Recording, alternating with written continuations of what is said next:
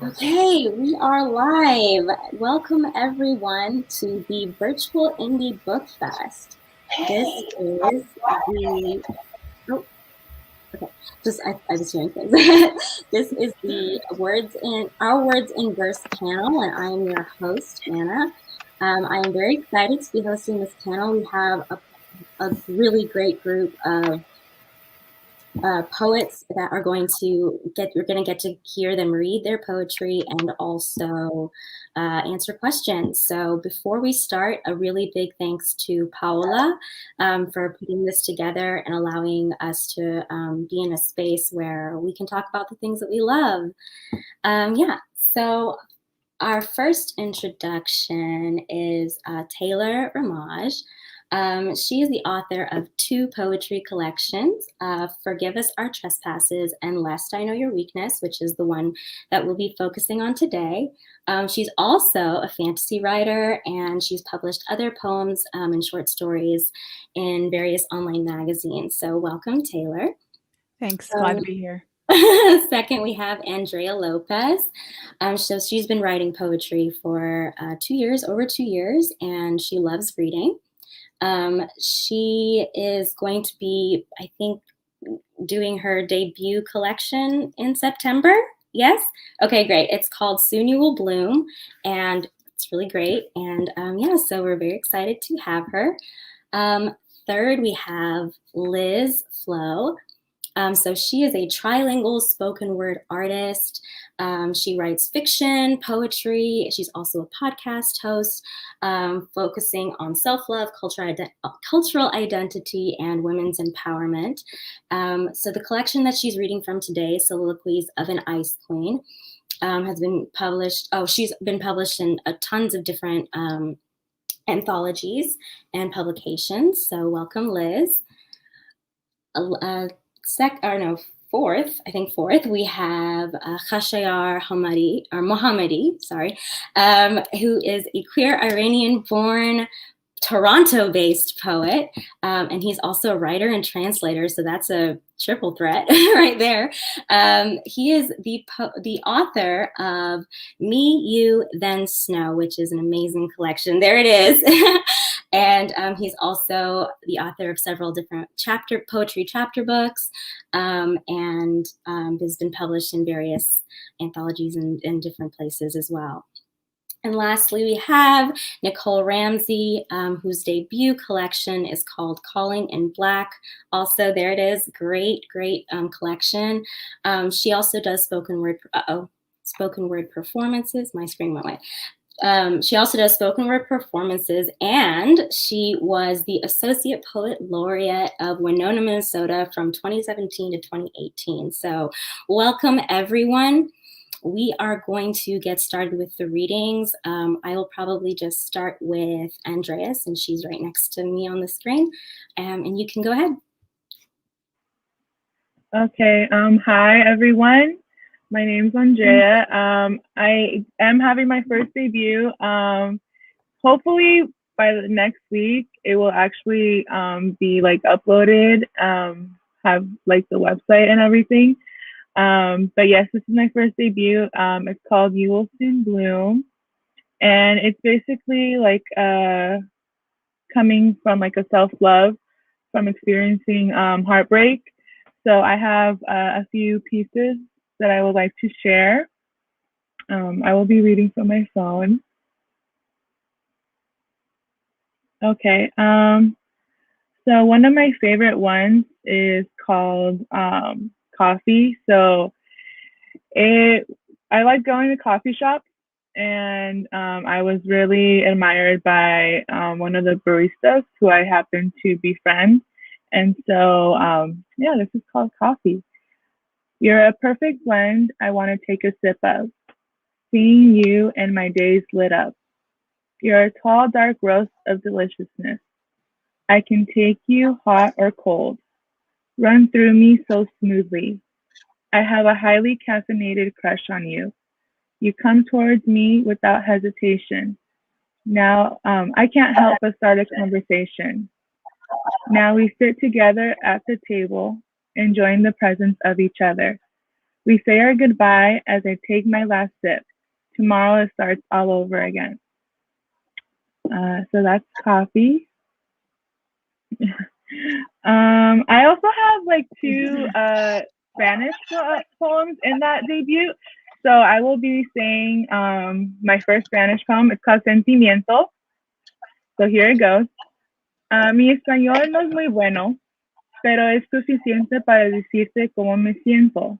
Cuando te veo, tengo una sonrisa muy grande. La manera que me ves sube mi presión de sangre. Mi corazón empieza a saltar. No lo puedo calmar. Cuando hablas conmigo, mis ojos no pueden alejarse de ti. Te siguen, observando tu posición. Quiero conocer tu corazón. Era la manera que caminaste hacia mi lado y te sentaste frente a mí que me di cuenta a quien yo quiero es a ti. So that's one of my Spanish poems for my debut. Thank you. Yes. How much time do I have? Or 10 minutes? Oh, 6 to 8. Oh, okay. Sorry. Okay. It's okay. Let's see.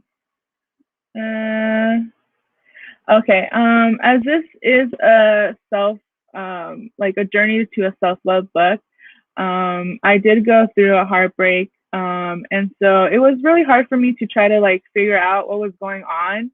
And so the only way for me to kind of like grasp my emotions is through writing. And so this one is called Tell Me How You Really Feel. My friends ask me if I'm okay. What am I supposed to say? Yeah, I'm fine. Life is great. Wrong. The truth is I'm not, and I'm tired of putting up a front.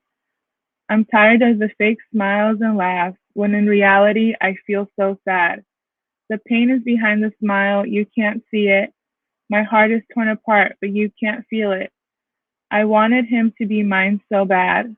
I never was given the chance. Pain from heartbreak, it hurts so much. Tears keep falling, I can't keep up. When will I really be okay? I don't have an answer, so I stay quiet and suffer. Yeah, so it was pretty hard. But these poems are very old. They were like almost 2 years old, so I've definitely healed a lot from then. And so I want to share some nice, more uplifting poems after that. So this is called A Letter to You. So this is actually like if I'm writing my own, like a letter to myself. But of course it can be about like to anybody. Tell me why you're sad. Let me be the one to comfort you. In the end, I'm the only one you'll ever have. You may have others that you'll call your best friend, but I got you till the end. Tell me why you're happy. I like seeing you glow. I know certain things make you feel sappy. Come on, tell me, I want to know. Tell me why you're angry. I know life can be frustrating. Don't blame yourself. I see that you are trying. I want you to succeed. Let me be your right hand. Catch me cheering you on the stand. You know I'm always going to be your biggest fan. Yeah, so that's like a letter to me from me.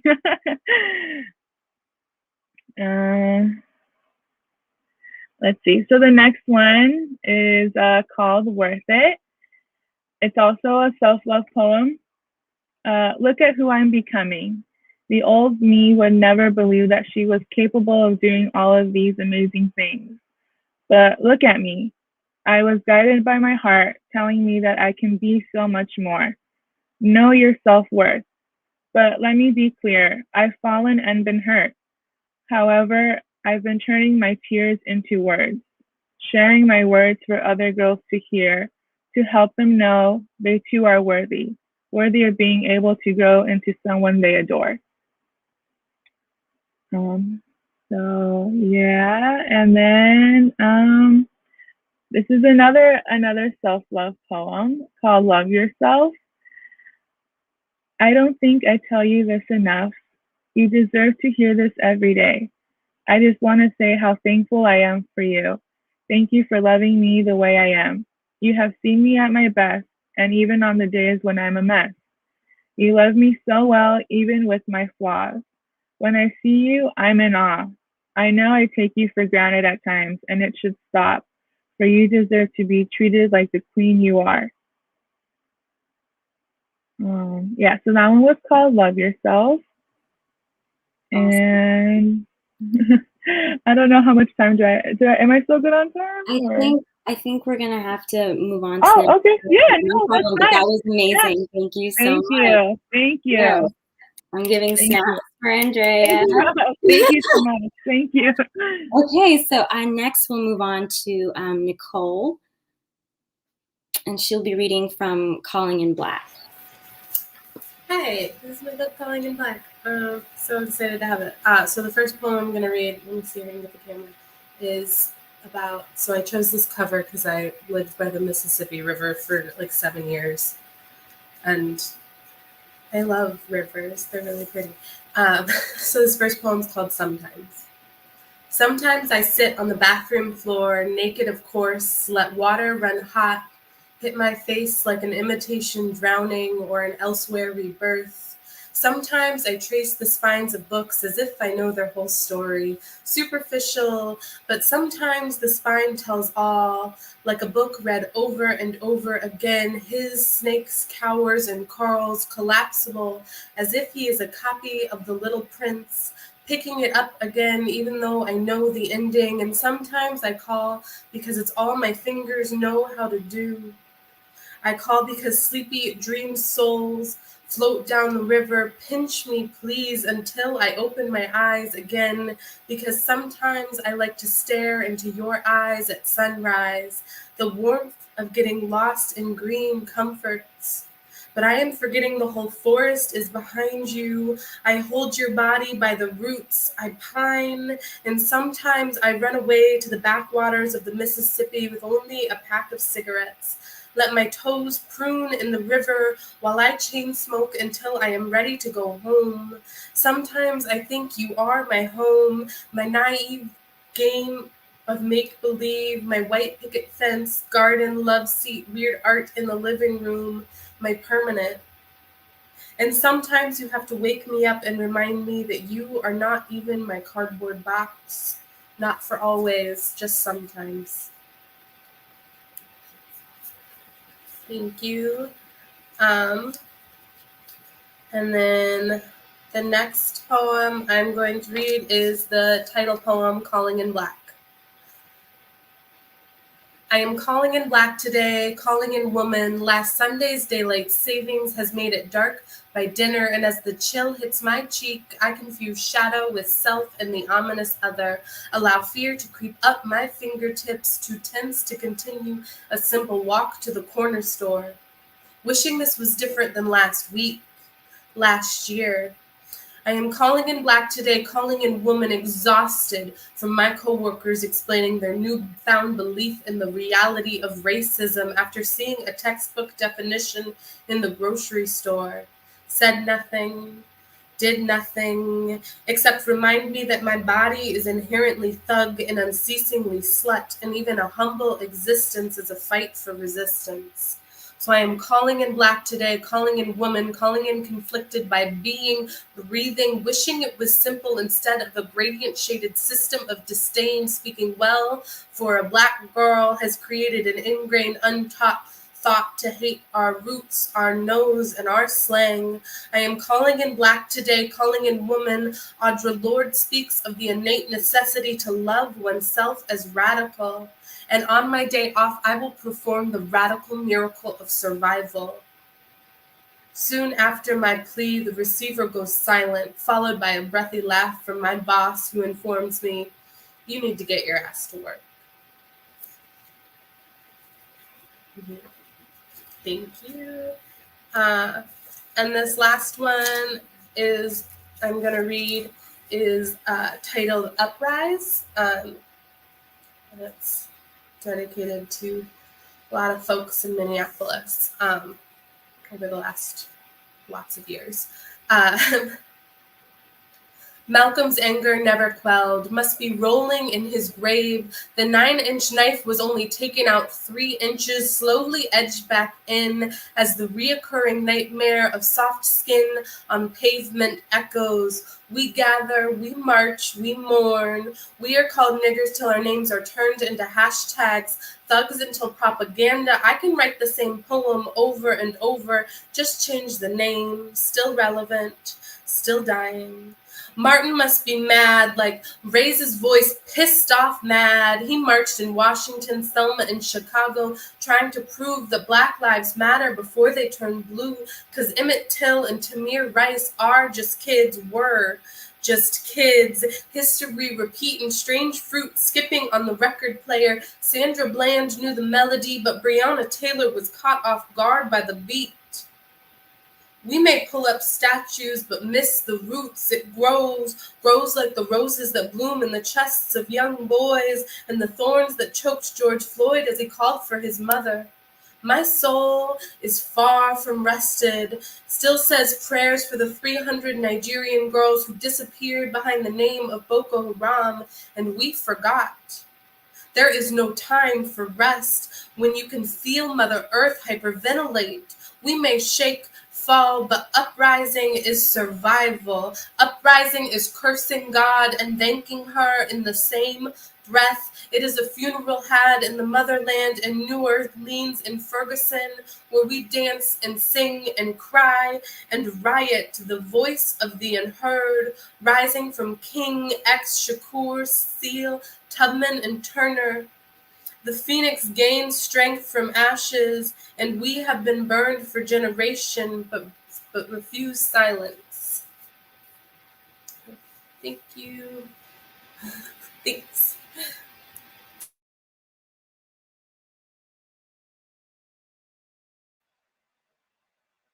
I think we lost Anna, but I guess Taylor, if you want to continue, just because that's the order that we're in. Sure. Yeah, it's switched around after I guess she got booted out, so I'll go ahead and go.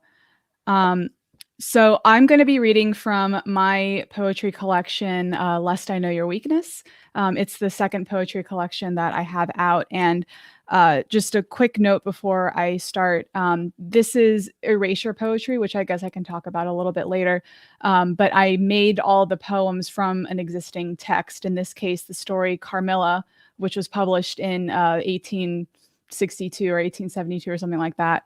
And so I wrote the poems in sort of alternating perspectives between the two kind of main characters of the story. So I'll leave it there, and then maybe I can get into it more later. Oh, and the tagline for the book, I call it a twisted love story told in alternating poems. So, Lara. I remember kissing the strange woman and assuring her that for Jesus' sake, I often repeat myself in a lofty fashion. I forget all my life preceding that event. I was charmed with her graceful hands and her sweet, low voice. Heavens, if I had but known her mother, her history, everything, in fact, connected with her life. But I really could not help it. Her name was Carmilla. Her family was very ancient and noble. Her home lay in my caresses, and her promises could not offend my ear. Welcome back, Anna. Sorry. It's all good. Carmilla. Such rhapsody. She would press me more closely and kiss gently my agitations. Like a lullaby in my ear, she entranced me with her mysterious excitement. Ever and anon, I thought of love growing into adoration and also abhorrence. This paradox I now write with a trembling hand. I pass my story to her, and after an hour of apathy, am renewed again and again, breathing so fast that roses travel along my cheeks. She whispers, "You and I are small but extraordinary." I break out of suppressed instinct and emotion. A storybook could boast of no such gallantry as this. Her eyes follow me, her ways girlish, and her saunter alludes to an afternoon under the trees. Thank you. I could read one more if there's time, but I'm also happy to move on so other folks can have a chance. Sorry, so my computer had a problem, but who else went? Was it just you or? Okay, so just 3 people. So I think we'll move on to the next person then. Sure. Okay. Absolutely. So Liz, if you don't mind, we'll start with you, or we'll come to you now. Sounds good. So I will be reading out of Soliloquy of an Ice Queen, which is my full novel-sized collection, and I will share 2 poems. The first one is Forsaken Symphony. These are poems that I tend to share most of the time. Forsaken Symphony. I have given up playing symphonies. Retire my skin as the ultimate instrument in which I continue relying on orchestras for comfort. Cutting the strings, to no longer bleed from replacing sad playing violins. I swim in pools of tears that never fall.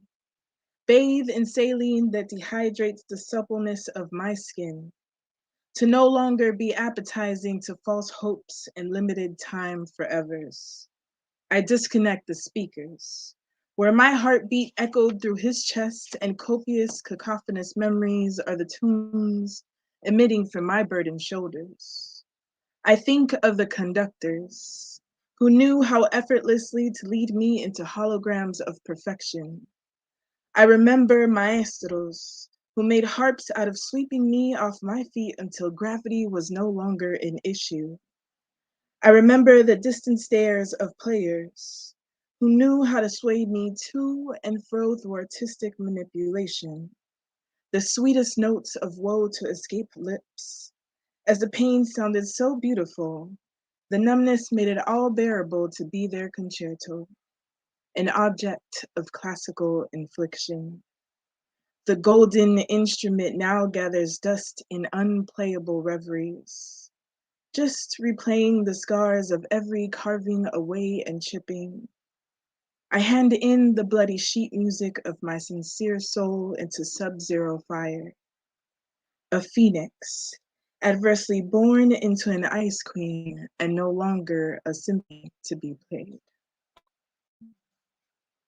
That is my first poem. And the second poem is To the Woman Who Forgot She is a God. Des. Perfect in the image of the universe's creation, how could you forget yourself? In the shadows of mortal men, that you are the creator of their existence, placing their brittle egos on celestial pedestals only you are worthy of. Dear Diosa, que se olvida the very essence she is made of. Don't you ever wonder why the woman is the most attacked and disrespected being? To recognize your magic is to fight history. To self-love is a blasphemy to those of menial stature. Bon Dieu béni existence nous. May God bless our existence as we do the miracles only we are capable of. Loving others as our entity would. Dear God, Des, who has forgotten why we were hung as witches? Can anyone else majestically carry burdens and sacrifice for love as we are wired to? Can anyone else brew potions of healing in midnight strolls and raise households of once broken people? Who else can revive and bring life to shattered hearts and broken winged lovers? Can you not see yourself as the light that burns through the darkness? Hope is made in the outlines of our decisions to be as we are, a movement. Rebellion of cookie cutter ideologies changes civilization. To the woman who hasn't taken time to flirt back with her goddess-like imperfection. May society not limit how important your existence is. May the silence of your suffering never be comfortable, and may you love yourself, wholehearted as the universe intended you to be, perfect in its image. Pablie use magique. No te olvides que eres mágica. Do not forget that you are magic. Thank you.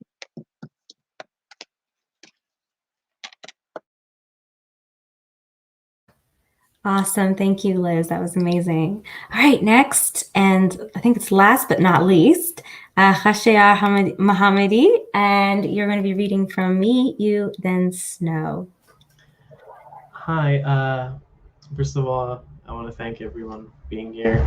Thank you for listening to you. Of course, the audience, but also everyone who's in the panel. But I guess we're living at a time where we're overwhelmed with so much pain and suffering, and I want to start. It's never been easy, but there is a specific time that we're going through where it's just so much pain and suffering all around for people of color, BIPOC, queer, disabled, and homeless, working class. Anyway, so I want to start with like a little. For me, always the best therapy is to read a ghazal, and I'm going to start with like one ghazal that I translated, and I want all of us to just close our eyes and just listen to this, and then we'll go forward and I'll read another book from the book. It's a ghazal by Khaju Kermani from the 13th century. Word came, where are you from, you who seem so distressed? I said, I'm from the realm of familiarity, yet dispossessed. Word came, what is it you seek, since you seem lost in your aim? I said, I've come to sit in your court, begging and depressed. Word came, what bird are you, singing of rank and place? I said, an eloquent one from the realm of the distressed. Word came, should you get drunk on life, you shall clearly transcend. I said, from worshipping this drink, I've grown now self-possessed. Word came, you're not worth a single grain if it is austerity you seek. I said, I repent as an ascetic. Austerity I know not best. Word came, how do you find me in lieu of attraction? I said, like a field of flowers on the hill of love expressed. Word came, I am that bergamot that does not fit into this world. I said, you're better than bergamot, since you cannot be possessed. Word came, why are you airborne and love afloat as a particle? I said, since I've lost my head, flown upward to the celeste. Word came, tell me, Khaju, what do you see in my eyes? I said, the tale of drunkenness is a divine secret, I attest. So I'm just going to finish with one poem from my book. It's from the last part, which is called Homo Hymns, and it's homonyms and also all centered around queerness. It's called Odorless Poem for Bardia Sinai. Boo is smell, but boo is also in Budan, which is to be. Like the phrase be to Budan, to be without you, but the Persian be means without. Be to without you, the boo in Budan, akin to English be, to be. But the Persian to means inside or in, and the Persian in means this. To be is illegible, but be to means no insides or empty. To be to be empty, endless. To be boo, to be odorless. To be two beings, to be into be two beings, people hollowed out into right here. Be to be you without you. Longing to be, longing where loss is a flirt and law is between man and ma. But longing to know, longing to be into beings right here. Without you, you flirt, you husky man, where man is me. Beto as in man, without you as in me, as in the crux of this translation. Beto man as in a toeless man fled off of this sentence. I is a noise I make without you instead of ouch. Notice the ch in both ouch and ache, like a German ich, but in no way related. We can all proclaim ourselves in pain. I am man, an existent me aching. As man beto, from me to you. Man to toe, me and you. Toe be man, you be me, you without me. Now share this poem. Share a man is my poem that I wrote for me, for myself, as man as you. I am flipped to ma. This is us now. Man, toe, ma. And our teeth fading into the void between. Teeth locked into a jaw, which is a place of its own. In jaw, as in this place. Be jaw, without place, exiled. Man, oh, toe, in jaw. Me and you here. Me and you connected by an O. Add an O, and it becomes oo, third person, genderless. Man, no, to, me and you. Mano, to, o, oo. Me and you, and a third person, genderless pronoun. Thank you.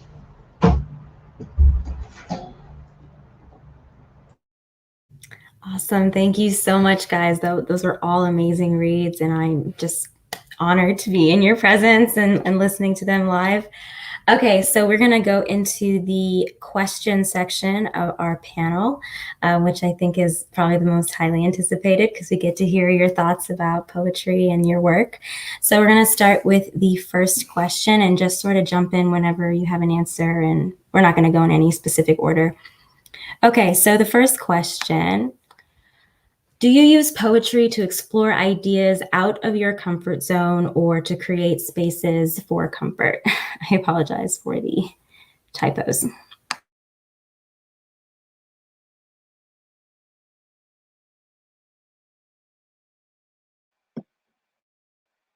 I'll start. I think it's definitely the intention of what type of poem you're writing. Most times now I am discovering the discomfort within my poems and learning to lean in a little bit deeper. So I think at first it was to be in comfort, so the use of metaphors, but now it's more building a world around my truth.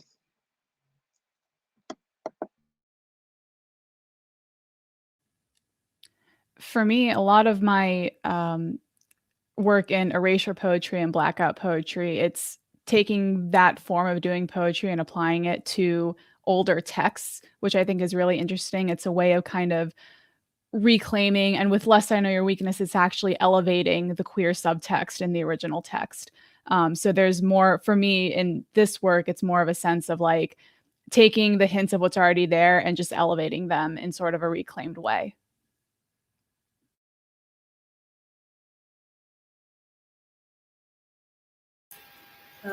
For me, it's a way to make things out of my comfort zone and kind of bring them into my comfort zone. So writing and performing, I often call a lot of my poetry a reclamation. I got into poetry because it's how I was able to sort out how life was happening to me and like make myself understand. And so it's kind of bringing things out of my comfort zone to my realm.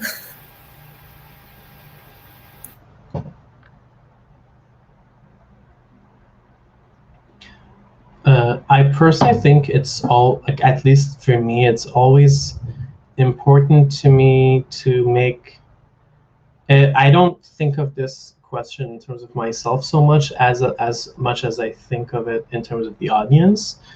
Like I like myself to be comfortable at all times, but I want to make the audience uncomfortable, because I think, I mean, as long as, you know, like the right, you know, in the right, you know, the thing is, I don't want to, it's different than being provoking, but discomfort can teach a lot, because discomfort can be a lot more powerful than comfort, because, you know, at least a lot more immediate, so it can teach the audience a lot of things sometimes.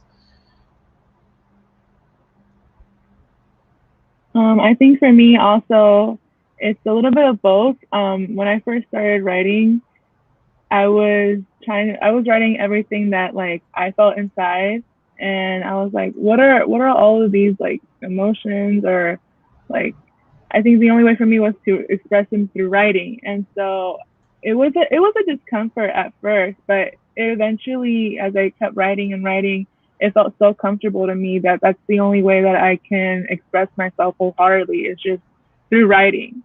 And it's funny, well, it's not funny, but it's just amazing to see like how the writing from my discomfort comforts others. So it's just like, oh, okay. So yeah, it's a little mixture of both for me. Awesome. Okay. So our next question, which might be, I guess, a little hard to answer, but how do you know when a poetry collection is done for you? When you're writing, is it a feeling, or you have a plan in your head? How do you know when it's done?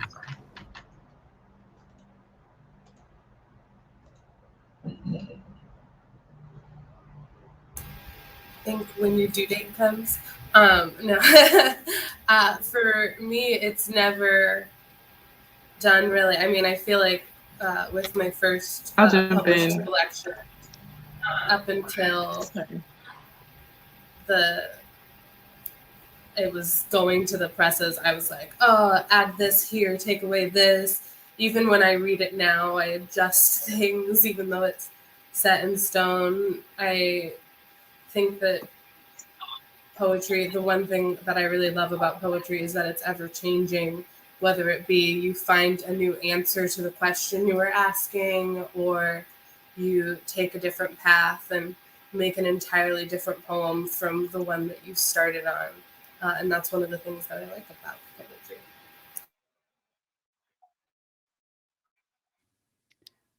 For me, this is an interesting question to answer because of the nature of the two poetry collections I've done. For those not familiar with blackout or erasure, it's basically a form where you take an existing text and you mark off certain words, phrases, letters, or what have you, and you cross out or take away everything else, and you're left with a poem. So it's just a different form of creating. And so for my first poetry collection, I used an old theology book I found in the public domain. And so kind of the end of that poetry collection was like, well, I made a poem out of each page of that book. But then I also went through my own curating process to like whittle it down to the ones that I actually felt were good enough to be in the collection.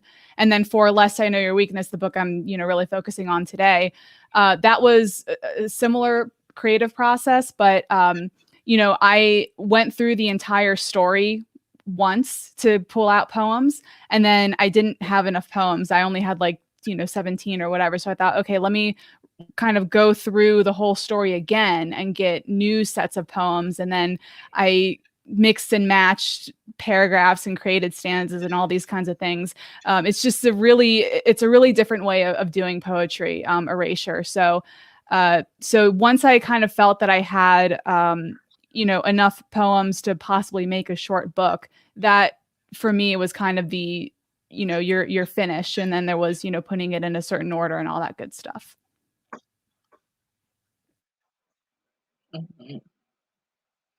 Yeah, I think for me, this was a transitionary part of my life. So once I was finished with that chapter of my life, I was like, oh, I've spoken about all the things that I wanted to speak of. I emptied out myself here. Like, where do we go from here?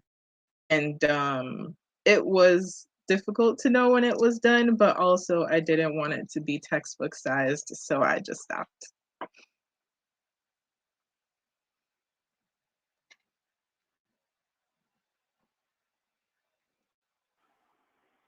I think for me, having like my debut coming out soon, I was really like focused on theme.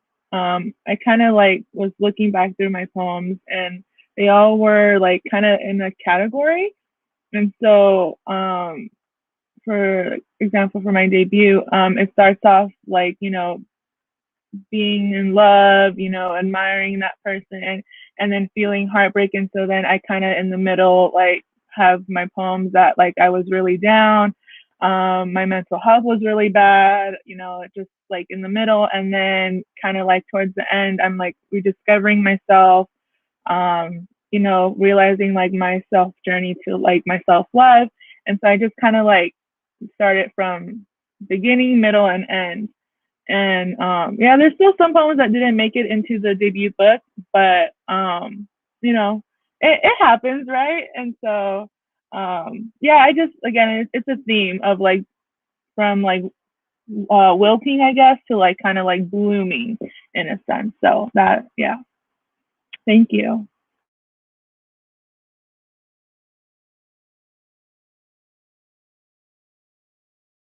Sorry, I would just quickly say that it's one of the only things that gets harder over time. Like, I think when you first start, you're like, this is my poem. And then the more you write, the more time you spend, sometimes over knead it, and then it doesn't proof as much, like to use a baking, bread metaphor.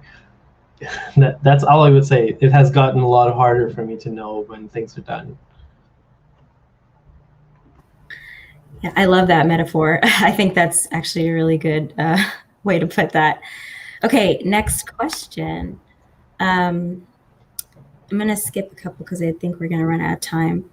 So I saw in a lot of your work that a lot of you write in different languages, and even if you don't, we've all experienced poetry in different languages. So for those of you who are multilingual, how do you choose which language to use, and how does it inform how you express yourself? And then I guess I'm monolingual, so I guess for those of us who are, how do you feel when you read poems that are in different languages?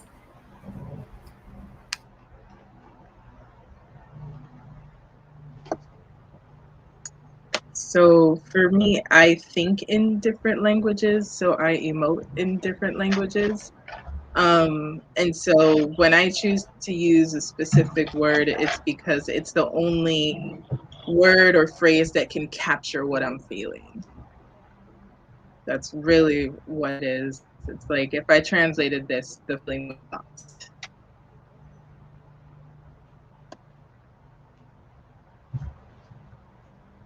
Yeah, I also agree with Liz too. I only have 2 Spanish poems in my debut, and I tried to translate them into English, and they didn't sound like the rhythm of it was just so like off. And so I first started them off in Spanish. I decided to write in Spanish just to kind of like explore the language. I am a Spanish speaker, but throughout like education, everything, like it kind of like started to fade away. And so I was using it for practice, and it sounded a lot better in Spanish than in English. And so hopefully for me, is to continue writing more in Spanish, so that way I also kind of like my brain kind of gets like more alerted into reintroducing that language. Yeah, I think for me, I haven't written in Spanish. I'm Puerto Rican on my mother's side, and I have a whole entire thing I could get into for 3 hours about language and culture and identity, but I have a podcast for that. So, but what I like about hearing Spanish is that it meets me in this place of my partial fluency, where I can sometimes I really understand every single word, and I love that. But a lot of times I kind of am pulled back, but I still understand the gist of it. And that's just my experience a lot with Spanish, whether it's conversation or religious services or poetry. And I like that experience, that more and more I'm understanding more. And so that, like, for me is very fulfilling, in my own self and my identity. But I also think if it's a language that I really don't know at all, you focus, or at least I find myself focusing on the rhythm of the words or the pattern of sounds. And sometimes when you don't understand the language, you can pick up on those other, like, structure aspects of it, and that can be a really interesting experience.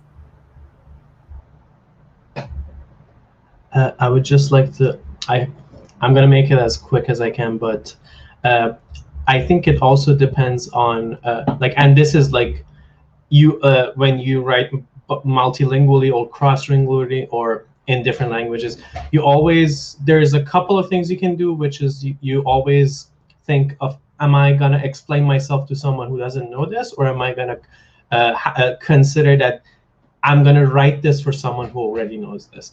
And like, for example, like in my book, there are poems that just do not explain themselves and it's just using Farsi words. But for example, what I read today, it explains, and it has like quotations, and it has everything, that what I'm saying and what it means. And there are times where I really like alienating, like for example, my name starts with a kh, and it really alienates people.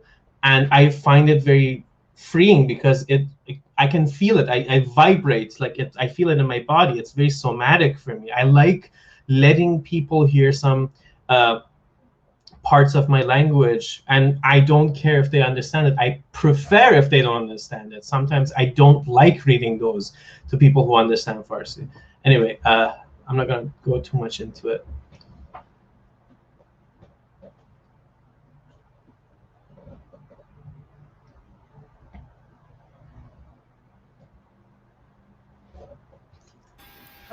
I guess I know I'm also a monolingual person.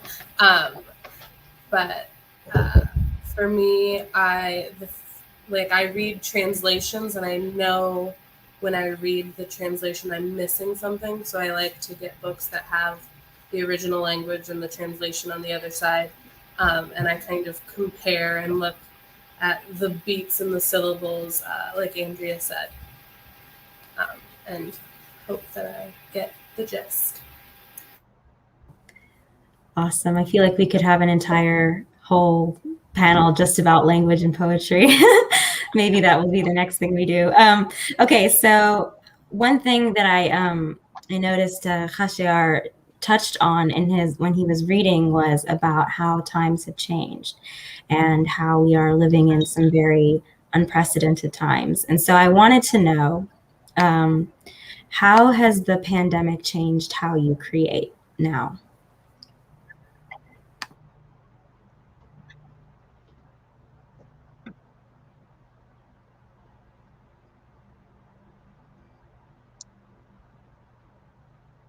I think for me, the biggest thing is the constraint has allowed me to build worlds within my poetry. I'm doing my best to do it from a place of hope and shaping the future. So that's definitely something that has changed for me. Instead of just how I feel, it's, how do we do this on a collective level? What is the liberation work that we can do in our writing?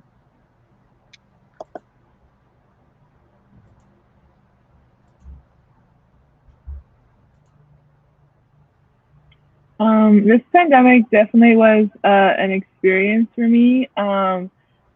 Considering this was my debut, it was actually, everything was in person. I was going to meet with my publisher and everything in person. This book should have been done May of last year, but because of the pandemic, it was so delayed.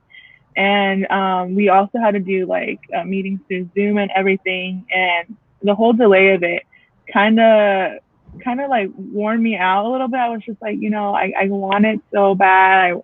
I want people to get it. And now that it's coming close to the premiere of it, I'm like, you know what, maybe, of course, everything has its time and purpose.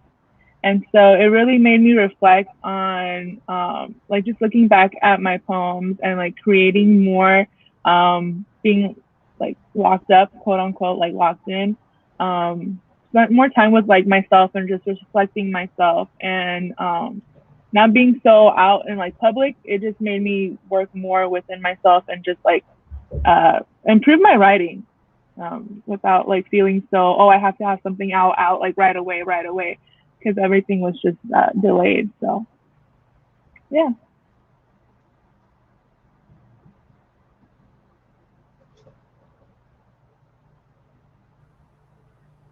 I don't know if it's hard for me to figure out how much the pandemic changed my writing versus how much some personal stuff that I dealt with last year changed it.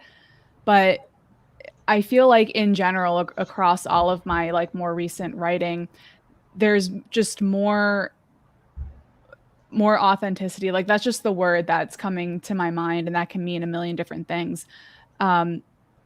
So I feel like I am kind of able to create from a place of having experienced some real shit, but also being able to process that in a way that still creates a hope for healing. I feel like that is something that is coming through, and take that in like the broadest way possible. So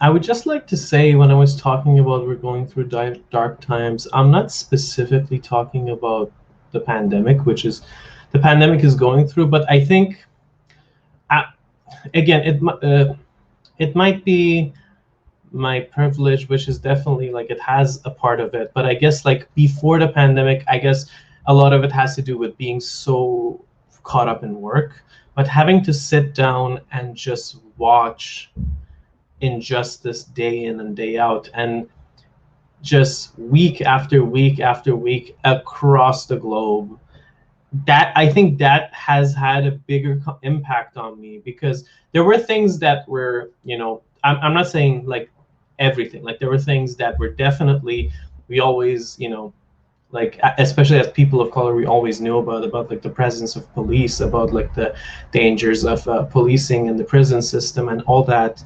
But just to see and live through so much injustice right after another, and just sit through it for years and years,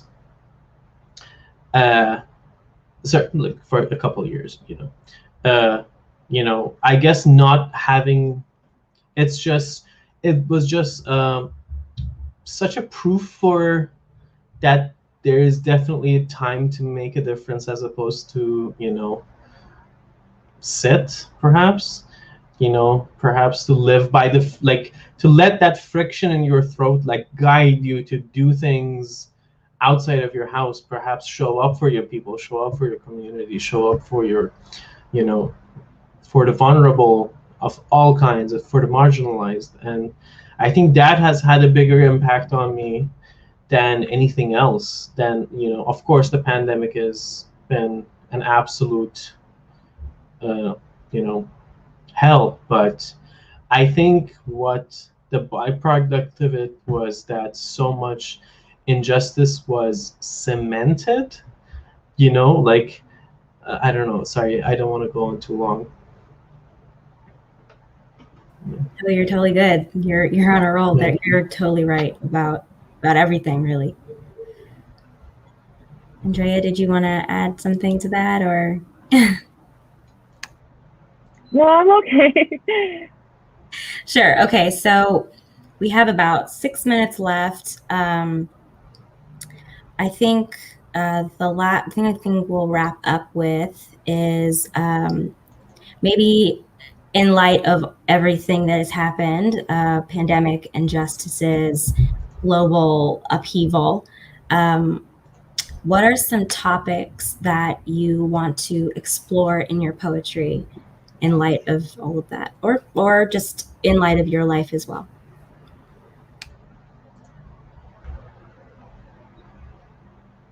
guess more than anything, the actual power of art, because, and the, you know, like, and I'm not, you know, like the power of voices, basically, the power of mobility, of working class, you know, angst, and how it can actually, you know, it can do something, you know, as opposed, you know, I'm not saying that it's not doing anything currently.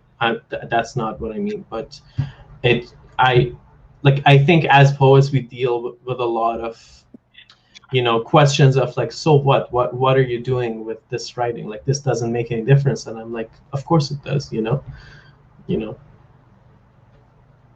Mm-hmm. I sort of alluded to this a little bit earlier, but for me, specifically, whenever I do blackout poetry or erasure poetry, I like doing that to old texts, and I like making them queer, and I like when it's, especially when it's like Christian theology, I like to, you know, sort of deconstruct certain ideas and, you know, bring about more liberative ideas and themes through those. So that is definitely something that I like to apply, really, whether it's poetry or prose. It's somehow, if it's gay or if it involves like a really nuanced type of Christian theology that's coming from what is now being called like a deconstruction type of space. So.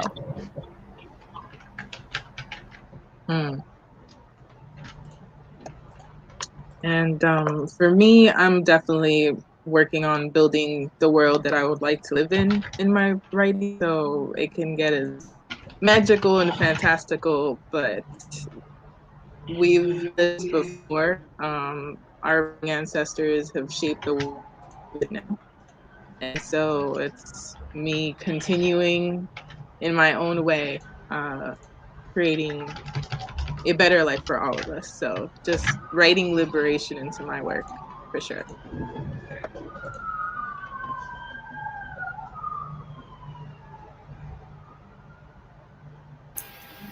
I think for me, one of the directions my poetry is taking, because pre-pandemic, I mean, I wrote a lot about community. During the pandemic, my community shrank largely. And so I've been focusing a bit more on nature and earth. For those of you who don't know, I live in Alaska. And I am working on a series of poems about like how human came to Alaska, disrupted the life of humans that were already here, and disrupted the nature. And I've been doing a personification of all of these different mountains and Alouette and Inuit culture.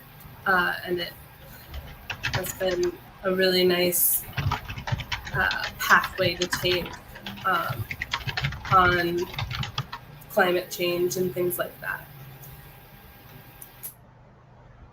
And then lastly, me, I think I just want to continue being able to like show my vulnerability without suppressing it so much. It took me a while to like kind of share my poems like with my friends, with my family, to the public, just because again, like or them perceiving me or them like asking me, oh, like this is how you really felt.